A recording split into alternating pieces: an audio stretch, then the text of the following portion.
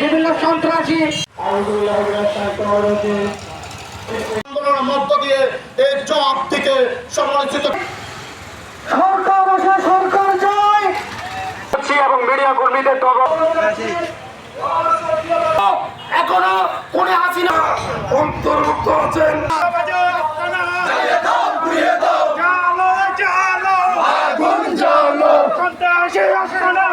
সম্মানিত উপস্থিতি